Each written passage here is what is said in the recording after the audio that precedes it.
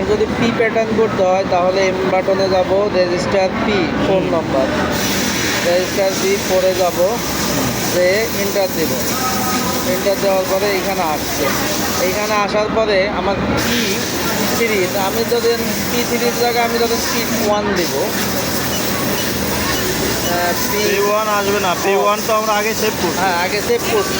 Three আসবে এখন। হ্যাঁ, এখন থ্রি আসছে। হ্যাঁ, থ্রিতে কোন প্যাটার্ন দেবে? হ্যাঁ, থ্রিতে আমি কত নম্বর প্যাটার্ন দেবো সেটা যদি করতে হয় আমি ধরেন 8 নম্বর প্যাটার্নটা দিলাম। হ্যাঁ, এখন দিয়ে ইন্টার দেন, ইন্টার দিয়ে এন্টার দিয়ে মেশিন দিলাম।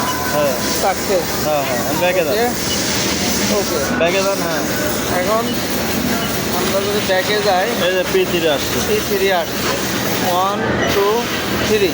হ্যাঁ, ফোর কিন্তু আসবে না। না, এখন এটা গেল। হ্যাঁ, এখন আমি যদি কোনোটারে করতে চাই, এডিট করতে চাই, সেই ক্ষেত্রে মানে স্কেল কম বেশি, তাহলে হ্যাঁ ইন্টার চাপ কম বেশি করতে চাই, সেই ক্ষেত্রে ইন্টার চাপ দিলেই তারপরে সরাসরি। হ্যাঁ, এরপরে আমার স্কেল প্লাস না না এইখানে এইখানে, হ্যাঁ, এই যে স্কেলার যা এইখানে চাপ দিলে এক্স আসতেছে, ওয়াই আসতেছে, আর সুইং স্পিডটা স্পিড আসতেছে, কত দিব এটা আসতেছে।